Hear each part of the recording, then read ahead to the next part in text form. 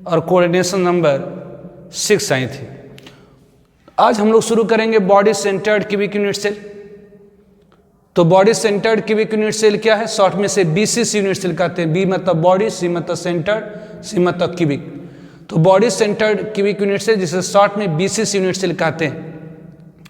तो body centred cubic unit cell क्या है? तो क्यूबिक टाइप की यूनिट सेल मतलब क्यूब जैसा बना हुआ यूनिट सेल है, जिसमें एटम क्यूब के प्रत्येक कॉर्नर पर मौजूद होती है, मतलब 8 कॉर्नर से तो 8 कॉर्नर पर, और बॉडी के सेंटर पर। तो obviously body centred cubic unit cell क्या है? एक क्यूबिक टाइप की यूनिट सेल जिसमें एटम्स क्यूब के प्रत्येक कॉर्नर और बॉडी के सेंटर पर मौजूद होता है, उसे हम body centred cubic unit cell कहते हैं। एक क्यूबिक टाइप की यूनिट सेल जिसमें एटम क्यूब के प्रत्येक कॉर्नर और बॉडी के सेंटर पर मौजूद होता है, उसे हम body centred cubic unit cell कहते हैं। शॉर्ट में बीसीसी यूनिट सेल कहते हैं। तो arrangement of atoms in solid having BCC unit cell, तो वह सॉलिड जो हमें बीसीसी यूनिट सेल देता है उसमें एटम्स की अरेंजमेंट कैसे होती है? तो इस तरह से होती है, जैसे एटम एक रखा हुआ, फिर उसके बगल में एटम रखा, फिर बगल में, फिर बगल में, फिर बगल में, फिर बगल में, एंड सो ऑन। इधर से ये एक एटम, इसके बगल में सारी एटम रखी गई है, इधर भी रखी हुई होंगी, इधर भी रखी गई होंगी, इधर भी रखी हुई है ना। इस तरह से एटम को रखा हुआ है। तो वह सॉलिड जो हमें बीसीसी यूनिट सेल देता है उसमें एटम के अरेंजमेंट एक लेयर में इस तरह से, ये एटम ये है, फिर दूसरा है, फिर तीसरा, फिर चौथा है, एंड सो ऑन। फिर इसके यहाँ पर दूसरा एटम, फिर तीसरा, फिर चौथा, फिर पांचवा, एंड सो ऑन। इस तरह से एटम रखा हुआ है। इस तरह से एटम मतलब समझिए गोला, स्फेयर, एक गोला, दूसरा गोला, तीसरा गोला, चौथा गोला, पांचवा गोला, एंड सो ऑन। इस तरह से स्फेयर क्या है? तो रखा हुआ है। इस तरह से स्फेयर क्या है? तो रखा हुआ है। अब इस लेयर के ऊपर यहां पर इस तरह से और एटम रखी होती है, इस तरह से रखा हुआ है, फिर इस तरह से रखा हुआ है, फिर इस तरह से रखा हुआ है, फिर इस तरह से रखा हुआ है, फिर इस तरह से रखा हुआ है, फिर इस तरह से रखा हुआ है। मतलब अगर हम नीचे वाले लेयर को लेयर ए कह दें तो उसके ऊपर एक दूसरी टाइप की लेयर हो गई बी। अगर नीचे वाले लेयर को हम लोग ए कह दें तो उसके ऊपर एक दूसरी टाइप की लेयर बन रही है, दैट इज व्हाट? तो बी। अगर नीचे वाले लेयर को हम लोग कह दें ए तो उसके ऊपर एक नई टाइप की लेयर बन रही है, जिसे हम लोग कह रहे हैं बी, है ना। इस तरह से। और तो नीचे वाले लेयर को अगर ए कह दें उसके ऊपर ये अलग टाइप की लेयर बन गई तो ये लेयर बी होगी। फिर क्या होगा? फिर जो नीचे वाला लेयर बिल्कुल उसी टाइप का फिर आ जाएगा। फिर क्या होगा? तो ये जो लेयर यहाँ पर आपने बनाया है ब्रोकन लाइन से, उस टाइप की लेयर आ जाएगी। मतलब ये नीचे में हमने लेयर एक बना रही है, सपोज ये लेयर ए है, अगर इसे हम कह दें लेयर ए है, और इसे हम लोग कह दें लेयर बी, मतलब ये जो ब्रोकन लाइन से हमने दिखलाया है इसे कह दें लेयर बी, इसे लेयर बी। तो वह सॉलिड जो हमें बीसीसी यूनिट सेल देता है उसमें एटम्स के अरेंजमेंट लेयर वाइज कैसे होती है? तो ए बी टाइप, मतलब ये नीचे वाला लेयर है, फिर उसके ऊपर एक दूसरा टाइप का लेयर आ जाएगा, फिर वही नीचे वाला जो लेयर है सेम आ जाएगा, फिर ये लेयर आ जाएगा, फिर नीचे वाला जो लेयर है सेम आ जाएगा। मतलब solid having BCC unit cell, solid having BCC unit cell, solid having BCC unit cell, solid having BCC unit cell have A B type. A B मतलब नीचे वाले लेयर को हमने क्या कर रखा? ए। नीचे वाले लेयर को हमने क्या रखा है नाम? ए। इसे लेयर ए कर रहे, इट इज व्हाट? तो लेयर ए। इसे हमने क्या कर दिया? तो layer A, it is layer A. तो A B type, A B type. तो solid having BCC unit cell having A B type arrangement of layer, A B type arrangement of layer. ध्यान दीजिए, एक और आप A B type arrangement of layer पढ़ेंगे, that is hexagonal closest packing. लेकिन ये closest packing नहीं होता है, सिंपल ए बी टाइप होता है, लेकिन क्लोजेस्ट पैकिंग नहीं होता है।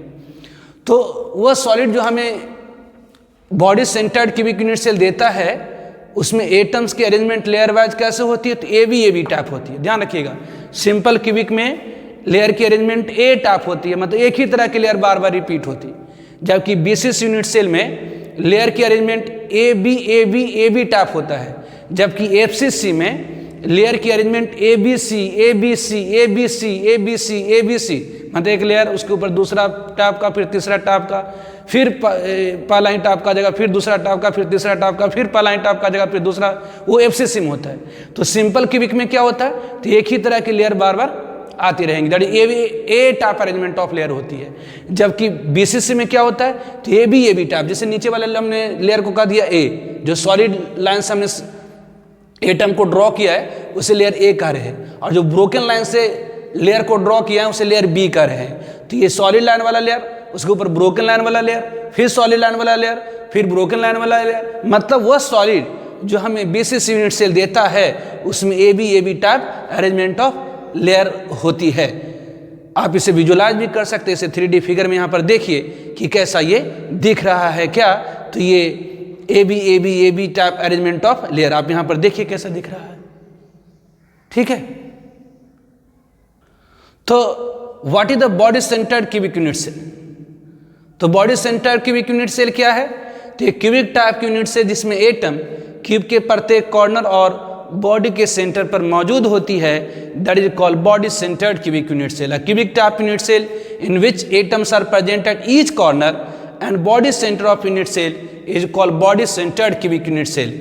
एक ऐसी क्यूबिक टाइप मतलब क्यूब जैसा बना हुआ ऐसा यूनिट सेल जिसमें एटम क्यूब के प्रत्येक कॉर्नर और बॉडी के सेंटर पर मौजूद होती है, that is called body centred cubic unit cell. Arrangement of atoms in solid having BCC unit cell, वह सॉलिड जो हमें बीसीसी यूनिट सेल देता है उसमें एटम्स की अरेंजमेंट लेयर वाइज कैसे होती है, तो ए बी टाइप होती है। ध्यान रखिएगा, कंफ्यूज मत करेंगे। एक और ए बी टाइप अरेंजमेंट होती है, दैट इज हेक्सागोनल, आगे पढ़ेंगे हेक्सागोनल क्लोज पैकिंग, तो ये दूसरा टाइप का है ना, यहाँ पर दूसरा टाइप का है। तो ये एससीपी में भी पढ़ेंगे ए बी और इसका भी ए बी होता है, ठीक है।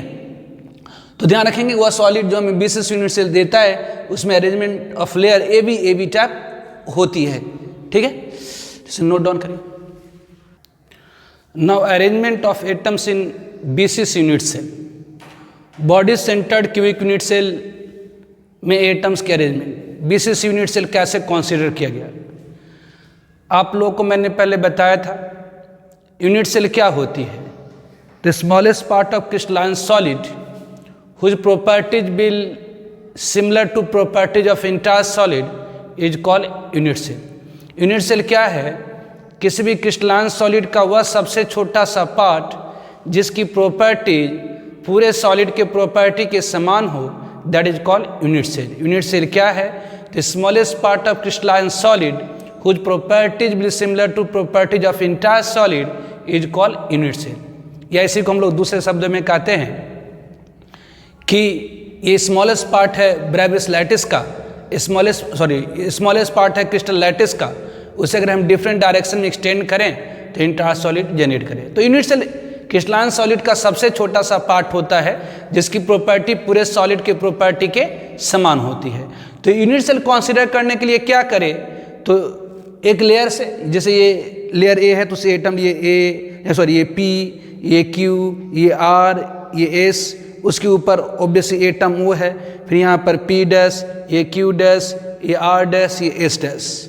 कैसे लिए, तो लेयर ए में से लिए ये पी, ये क्यू, ये आर, ये एस, लेयर बी में से एटम ओ लिए, फिर लेयर ए का ही लेयर ए टाइप से ही ये पी डैश, ये क्यू डैश, ये आर डैश, एस डैश।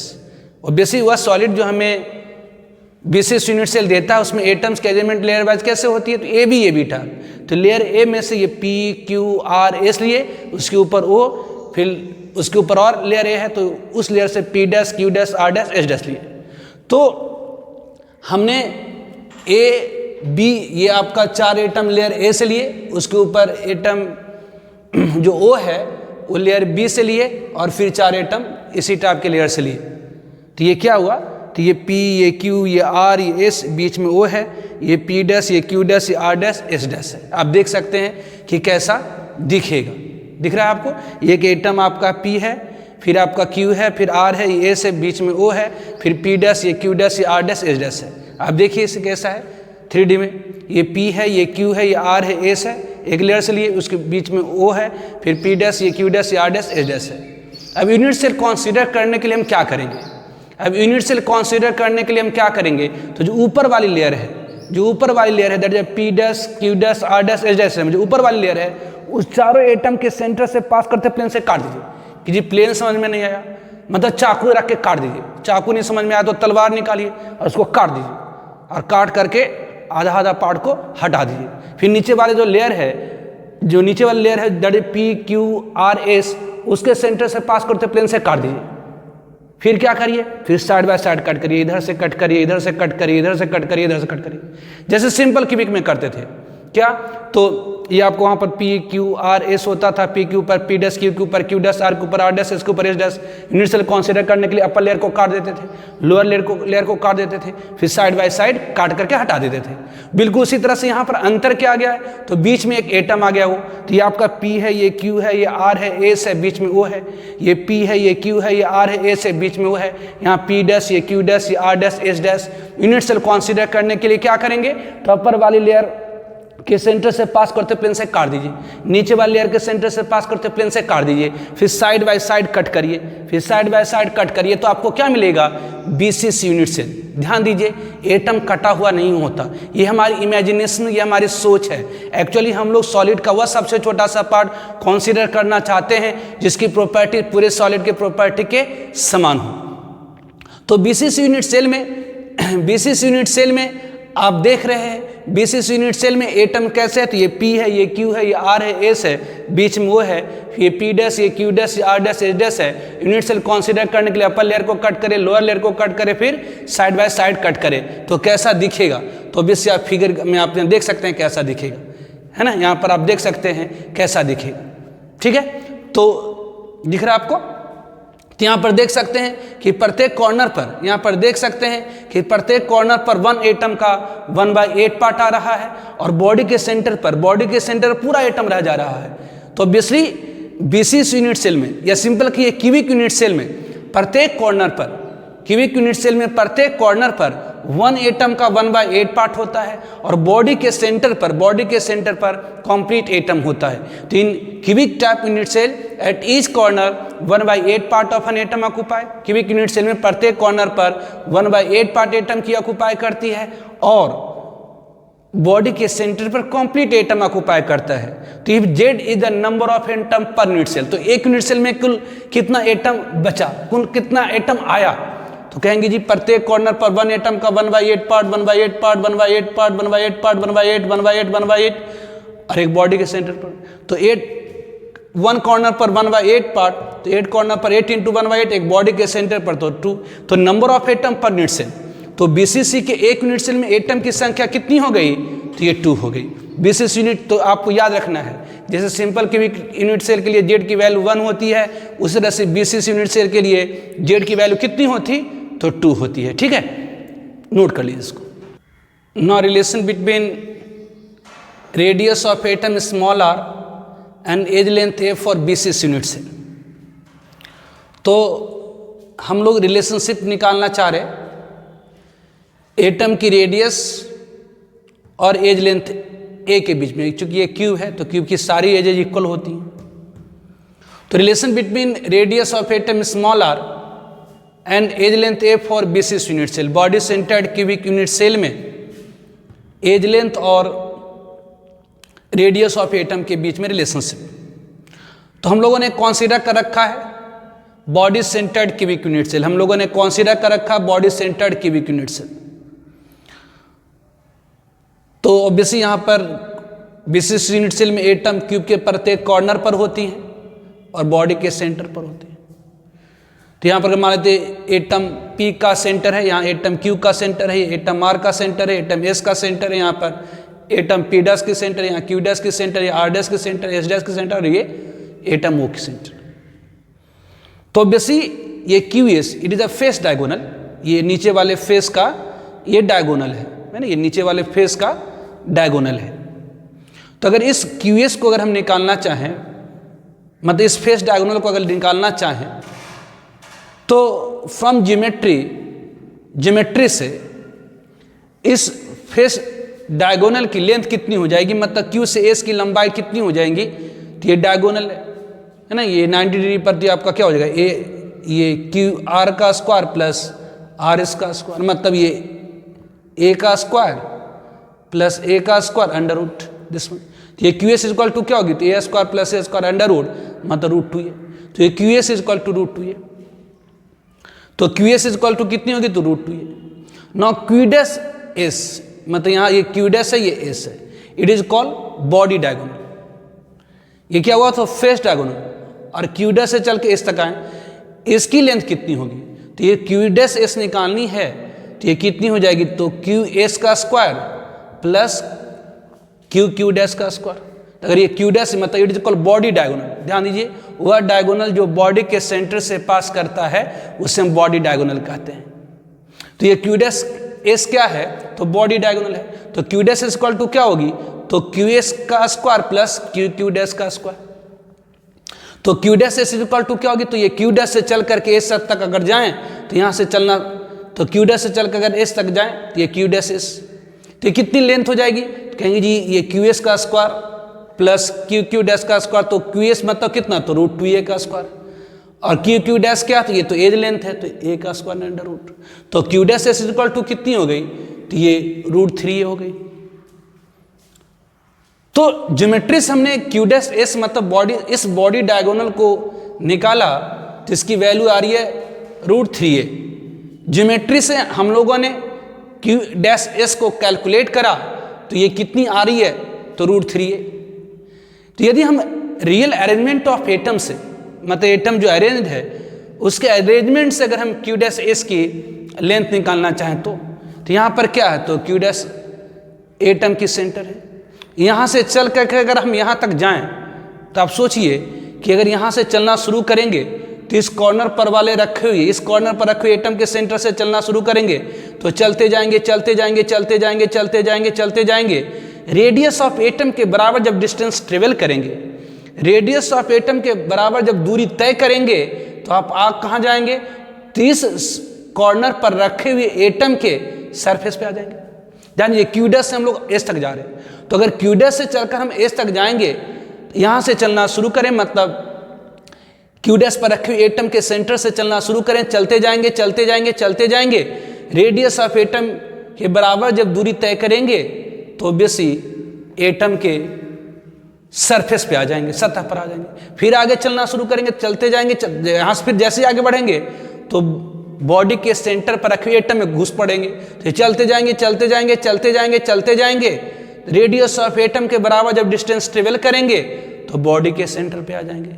फिर आप चलते जाएंगे चलते जाएंगे चलते जाएंगे चलते जाएंगे, तो रेडियस ऑफ एटम के बराबर जब डिस्टेंस ट्रेवल करेंगे तो यहाँ पर आ जाएंगे, सरफेस पे आ जाएंगे। फिर आगे चलना शुरू करेंगे, चलते जाएंगे चलते जाएंगे चलते जाएंगे चलते जाएंगे, रेडियस ऑफ एटम के बराबर जब डिस्टेंस ट्रेवल करेंगे तो यहाँ पर आ जाएंगे, मध्य सेंटर पे आ गए। तो यहाँ क्यू डैश से चलकर आपने एस तक दूरी कितनी ट्रेवल करी, कितनी तय करी कि जी यहाँ से यहाँ तो आर रेडियस ऑफ एटम के बराबर, फिर यहाँ से यहाँ आर मतलब रेडियस ऑफ एटम के बराबर, फिर यहाँ से यहाँ आर मतलब रेडियस ऑफ एटम के बराबर, फिर यहाँ से यहाँ आर रेडियस ऑफ एटम के बराबर। तो टोटल डिस्टेंस आपने कितना ट्रेवल करा, तो small R small R small R मतलब 4r। तो ज्योमेट्री से अगर हम क्यू डैश एस की डिस्टेंस निकालें, इस बॉडी डायगोनल का हमने कैलकुलेट करा तो रूट 3 आ रही है, जबकि रियल अरेंजमेंट ऑफ एटम से ये 4r आ रही है। तो दोनों को इक्वेट कर देंगे, दोनों को इक्वल कर देंगे क्योंकि दोनों तो सेम ही चीज है। तो यहाँ पर अपन क्या कहेंगे, तो रूट 3 इज इक्वल टू कितनी हो गई, तो 4r, इससे r इज इक्वल टू कितनी, तो रूट 3/4। तो आपको याद रखना पड़ेगा ये रिलेशनशिप, ये समझ लिया आपने कि कैसे हुआ। पहले हमने क्या करा, तो इस फेस की डायगोनल को निकाला रूट 2 आई, फिर इस बॉडी का डायगोनल निकाला तो ये रूट 3 आया, फिर यहाँ से यहाँ पर रियल अरेंजमेंट से 4r आया, मतलब root 3 is equal to 4r, मतलब r is equal to root 3/4। तो ये जनरली हम लोग याद ही रखते हैं कि बीसीसी यूनिट सेल में रेडियस ऑफ एटम और एज लेंथ के बीच में रिलेशनशिप क्या होती है, तो r is equal to root 3/4 होती है। आप इसके रियल अरेंजमेंट में भी देख सकते हैं कि कैसे हमने ट्रेवल करा है, ठीक है। तो इसको नोट कर लीजिए। Now packing fraction of BCC unit cell, packing fraction या इसे कहते हैं packing efficiency of BCC unit cell. तो what is the packing fraction, तो पिछले क्लास में आपको मैंने बताया था पिछले वीडियो में कि पैकिंग मतलब भरा हुआ, फ्रैक्शन मतलब भाग। एक यूनिट सेल का जितना भाग भरा हुआ होता है वह उसकी क्या कहलाती है, तो पैकिंग फ्रैक्शन। एक यूनिट सेल का जितना भाग भरा हुआ होता है वो उसकी क्या कहलाती है, तो पैकिंग फ्रैक्शन। जैसे बताए थे कि अगर 5 लीटर का बर्तन है उसमें 2 लीटर पानी भर दीजिए तो कितना भाग भरा हुआ, कहेंगे जी 5 लीटर में 2 लीटर भरा हुआ है, तो 1 में 2/5, तो 2/5 पार्ट क्या हुई, तो भरी हुई। उसी तरह से एक यूनिट सेल में हर जगह एटम भरा हुआ नहीं होता, बल्कि आप देख सकते हैं कि कहीं कहीं पर जगह क्या है, तो खाली है। तो एक यूनिट सेल का पूरा भाग भरा नहीं होता, एक यूनिट सेल का पूरा भाग नहीं भरा होता, एक यूनिट सेल का पूरा भाग नहीं भरा हुआ, तो कहीं कहीं पर जगह क्या होती है, तो खाली है। तो विशिष्ट यूनिट सेल में कितना भाग भरा हुआ है ये निकालना चाह रहे हैं। तो आप कह सकते हैं कि अगर यूनिट सेल का वॉल्यूम V है, उसमें एटम ने जगह छेक रखी स्मॉल v, तो कैपिटल V में अगर एटम ने जगह छेक रखी स्मॉल v, तो 1 में कितना, तो small v upon capital V। तो पैकिंग फ्रैक्शन निकालने के लिए आपको सीधे मैंने फार्मूला बताया था कि packing fraction is equal to क्या होती है, तो दैट इज व्हाट, तो ये small v upon capital V। यहाँ पर स्मॉल v क्या है, तो वेयर स्मॉल v क्या है, तो वॉल्यूम है किसकी, तो volume of atoms. Small v क्या है, तो वॉल्यूम ऑफ एटम्स है, volume of atoms in unit cell, volume of atoms in unit cell. तो बीसीसी के एक यूनिट सेल में कितनी एटम होती है, तो 2 एटम होती है। तो 1 एटम की वॉल्यूम कितनी, तो 4/3 पाई आर क्यू, तो 2 एटम की volume 2 into 4/3 pi R cube, तो it is equal to what, तो ये 8/3 pi R cube. Obviously capital V क्या है, तो capital V is the volume of unit cell, capital V is the volume of unit cell, capital V क्या है, तो volume of unit cell. तो unit cell की वॉल्यूम कितनी होगी, तो यूनिट सेल आपका क्यूबिक टाइप के है, तो क्यू की वैल्यू AQ, तो इट इज इक्वल टू क्या हो गया, तो सिंस आप जानते हैं बीसीसी में ये √3a is equal to 4r होती है, इसलिए a इज इक्वल टू कितनी होगी, तो ये 4r अपॉन √3 दिस मंथ। यहाँ पर वॉल्यूम कितनी हो जाएगी, तो it is equal to what, it is equal to what, तो ये कितनी हो गई, it is equal to what, तो ये 4r अपॉन √3 का होल की होगी दिस मंथ। तो यहाँ से आप पैकिंग फ्रैक्शन निकाल सकते हैं। तो यहाँ से पैकिंग फ्रैक्शन कितनी हो गई, तो यहाँ पर पैकिंग फ्रैक्शन कितनी हो गई, तो ये small v upon capital V मतलब 8/3 पाई आर क्यू अपॉन ये कितनी, तो 4r अपॉन √3 की होल क्यू, ये हो गई जी। तो ये पैकिंग फ्रैक्शन कितनी हो गई, तो ये 8 पाई अपॉन 3, ये आर क्यू, इसको ऊपर ले जाएंगे तो 3√3 अपॉन ये 64 आर क्यू, तो आर क्यू कैंसिल हो गई, ये 3 से 3 कैंसिल, ये 8 से 8 कैंसिल, तो ये कितना हो गया, तो packing fraction is equal to √3 pi upon 8। तो √3 की वैल्यू कितनी, तो 1.732 इंटू पाई की वैल्यू 3.14 अपॉन 8, तो ये आ जाएगा 0.68। तो आपको याद रखनी है कि बीसीसी यूनिट सेल की पैकिंग फ्रैक्शन कितनी होती है, तो 0.68। ध्यान दीजिए पैकिंग फ्रैक्शन, फ्रैक्शन मतलब होता है 1 में जब निकालते तो फ्रैक्शन कहलाती है, 1 में जब निकालते तो फ्रैक्शन कहलाती है, और 100 में निकालते तो वो क्या कहलाती हैं, तो परसेंटेज। तो यदि packing fraction of BCC unit cell 0.68 है, इसका मतलब क्या हुआ, packing fraction of BCC unit cell 0.68 है, इसका मतलब क्या हुआ, इसका मतलब ये हुआ कि बीसीसी यूनिट सेल में 68% स्पेस क्या है, तो भरा हुआ है, पैक्ड है। तो वार्ड कितनी है, मतलब खाली जगह कितनी है, तो वार्ड मतलब इम्पीटी स्पेस, वार्ड मतलब इम्पीटी स्पेस, वार्ड मतलब empty space present in solid is equal void. तो वार्ड इज इक्वल टू कितनी होती, तो 1 माइनस पैकिंग फ्रैक्शन मतलब 1 माइनस 0.68 मतलब 0.32 दिस वन। तो ध्यान रखेंगे कि बीसीसी यूनिट सेल की पैकिंग फ्रैक्शन 0. ये सब याद ही रखते हैं डायरेक्ट ही, ऐसा नहीं याद है तो आप बेसिक डिफिनेशन से आप याद रखिए, निकालिए कि पैकिंग फ्रैक्शन क्या होता। तो part of unit cell filled with atom is called packing fraction. Packing fraction is equal to क्या होगी, तो volume of atom in unit cell divide by volume of unit cell. तो unit cell BCC unit cell में कितनी atom, तो 2 atom, 2 atom की volume इतनी। Unit cell आपकी क्यूब टाइप की है तो क्यूबिक की वॉल्यूम ए क्यू। लेकिन आप बीसीसी में रिलेशनशिप जानते हैं कि r इज इक्वल टू √3/4 होती, मतलब a is equal to 4r upon √3। तो ये वॉल्यूम ऑफ यूनिट सेल निकल गया। तो यहाँ से आपकी पैकिंग फ्रैक्शन 0.68 और वर्ड कितनी, तो 0.32। तो याद रखना होता है कि ये बीसीसी यूनिट सेल में 68% स्पेस भरा हुआ होता है और 32% स्पेस क्या होती है, तो खाली होती है। ठीक है, नोट डाउन कर लीजिए। Now density of BCC unit cell. तो what is density, density of unit cell is equal to क्या, तो डेंसिटी होती क्या है, तो mass per unit volume is called density. तो density of unit cell is equal to क्या होगी, तो mass of unit cell divided by volume of unit cell, divide by volume of unit cell. तो density of unit cell is equal to क्या होगी, तो mass of unit cell divide by volume of unit cell. तो unit cell की mass क्यों होगी, unit cell में क्या है जो मास होगी, कहेंगे जी यूनिट सेल में एटम्स है। यूनिट सेल की मास क्यों होगी, यूनिट सेल में क्या है जो मास होगी, कहेंगे जी यूनिट सेल में एटम्स है। तो मास ऑफ यूनिट सेल मतलब क्या होगी, तो mass of atoms, mass of atoms in unit cell, mass of atoms in unit cell divide by volume of unit cell. तो आपको मोल कॉन्सेप्ट में मैंने बताया था कि किसी भी एलिमेंट की एक एटम की मास कितनी होती है, तो एटॉमिक मास में mu लगा दीजिए। किसी भी एलिमेंट की एक एटम की मास कितनी होगी, तो एटॉमिक मास में mu लगा दीजिए। जैसे 1 एटम सोडियम की मास कितनी, तो 23 mu। 1 एटम मैग्नीशियम की मास कितनी, तो 24 mu। 1 एटम एल्युमिनियम की मास कितनी, तो 27 mu। तो अगर कोई एलिमेंट है जिसका बेसिस यूनिट सेल है, उसका अगर एटॉमिक मास m है, तो मान लेते हैं कि let mass of an atom, let mass of an atom, एक एटम की मास कैपिटल M mu है, mu मतलब एटॉमिक मास यूनिट। तो 1 mu इक्वल टू कितनी होती है, तो 1/Na ग्राम होती है। तो 1/Na ग्राम भी लिख सकते हैं। इसका मतलब डेंसिटी निकालने के लिए फॉर्मूला क्या होगा, तो ये एक यूनिट सेल में अगर एक एटम होता तो उसकी मास इतनी ग्राम हो जाती, 2 एटम होता तो 2 इंटू इतनी, 3 एटम होता तो 3 इंटू इतनी। तो यदि जेड एटम है तो जेड एटम का mass Z into capital M upon Na gram हो जाएंगे, दिस वन। तो मास ऑफ एटम यूनिट से लिख दिए। अगर एक एटम होता तो इतना ग्राम होता, 2 एटम होता तो इतना। तो यदि एक यूनिट सेल में जेड एटम है तो जेड एटम की मास इतनी into volume of unit cell. Unit cell हमारी कैसी है, तो क्यूब टाइप की, तो क्यूब की वॉल्यूम कितनी, तो A क्यूब।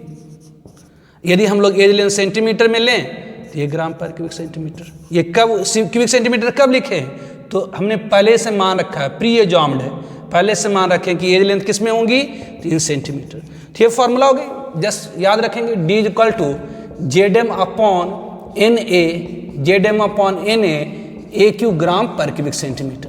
जहाँ पर जेड क्या है, तो number of atom per unit cell है, M क्या है तो एटॉमिक मास है, Na क्या है तो एवोगाड्रो नंबर है, और A क्या है एज लेंथ है यूनिट सेल की। लेकिन ध्यान रखें यहाँ ग्राम पर क्यूबिक सेंटीमीटर आपने लिखा है, इसका मतलब यहाँ पर एज लेंथ किस में पुट करना होगा, तो सेंटीमीटर में। तो चाहे सिंपल क्यूबिक हो, चाहे BCC हो, चाहे FCC हो, सब में डेंसिटी निकालने के लिए फॉर्मूला क्या होगी, तो ZM upon Na A cube gram per cubic centimetre. Obviously चाहे BCC हो चाहे FCC हो, डेंसिटी लगाने के लिए डेंसिटी निकालने के लिए फॉर्मूला क्या होगी, ZM upon Na A cube gram per cubic centimetre. अगर सिंपल होगा तो Z की वैल्यू 1, BCC तो Z की वैल्यू 2, FCC तो Z की वैल्यू 4 होता है। M एटॉमिक मास है, N एवोगाड्रो नंबर है, A एज लेंथ है। लेकिन एज लेंथ किस में पुट करनी है, तो सेंटीमीटर में। Now coordination number, coordination number of atom in BCC unit cell, coordination number, coordination number of atom in BCC unit cell. तो what is the coordination number, coordination number क्या है, तो total number of nearest neighbour atom. Solid state में coordination number क्या है, तो total number of nearest neighbour atom. Nearest neighbour atom मतलब touching atom, एक एटम जितने अदर एटम को टच करता है वह उसकी क्या कहलाती है, तो कोऑर्डिनेशन नंबर। तो कोऑर्डिनेशन नंबर क्या है, तो total number of nearest neighbour atom. Nearest मतलब सबसे नजदीक, जैसे होता है नेबर, जो आपके घर के जस्ट सटा हुआ घर है वो आपके क्या हुए, तो नियरेस्ट नेबर हुए। उसके बाद वाली घर क्या हो गई, तो नेक्स्ट नियरेस्ट। उसके बाद वाली घर क्या हो, तो नेक्स्ट नियरेस्ट।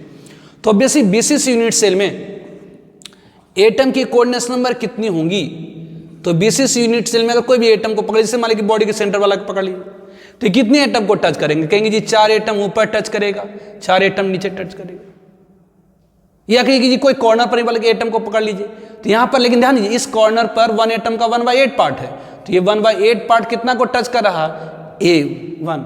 ध्यान दीजिए जो कॉर्नर पर एटम होता है एक यूनिट सेल में 1/8 पार्ट है, तो कहेंगे 7/8 पार्ट और कहाँ गया, तो इसके बगल में यूनिट सेल होगा, उसमें होगा 1/8 पार्ट। एटम कटा हुआ नहीं होता, बल्कि ध्यान रखिएगा एटम शेयर्ड होता है। तो 1/8 पार्ट इस यूनिट सेल में शेयर्ड है, 1/8 पार्ट बगल वाले यूनिट सेल में होगा, 1/8 पार्ट पीछे वाले यूनिट सेल में होगा, 1/8 पार्ट बगल के पीछे वाले में होगा, 1/8 पार्ट ऊपर वाले यूनिट सेल में होगा, 1/8 पार्ट पीछे के ऊपर वाले यूनिट सेल में होगा, 1/8 पार्ट इसके बगल के ऊपर वाले यूनिट सेल में होगा, 1/8 पार्ट इसके बगल के पीछे के ऊपर वाले यूनिट सेल में होगा। तो यहाँ 1/8 पार्ट एक एटम को टच कर रहा, तो पूरा कितना को टच करेगा, तो 8। तो यह सिंपल कि इस बॉडी के सेंटर पर जो मौजूद एटम है कितने अदर एटम को टच करा, तो 4 ऊपर 4 नीचे, मतलब 8। तो कोऑर्डिनेशन नंबर क्या है, तो सॉलिड स्टेट में total number of nearest neighbour atom, मतलब टचिंग एटम, एक एटम को जितना अदर एटम टच करता है वह उसकी क्या कहलाती है, तो कोऑर्डिनेशन नंबर। तो coordination number of atom in BCC unit cell, in BCC unit cell, BCC में एटम की कोऑर्डिनेशन नंबर कितनी होती है, तो 8 याद रखिएगा। ठीक है, तो आज बीसीसी यूनिट सेल रहने देते हैं, अगला वीडियो में एफसीसी कर देंगे, वरना एफसीसी फिर लंबा हो जाएगा बेकार का। तो इसके नेक्स्ट वीडियो में face centred cubic unit cell कर देंगे। ठीक है, तो नोट डाउन कर लीजिए।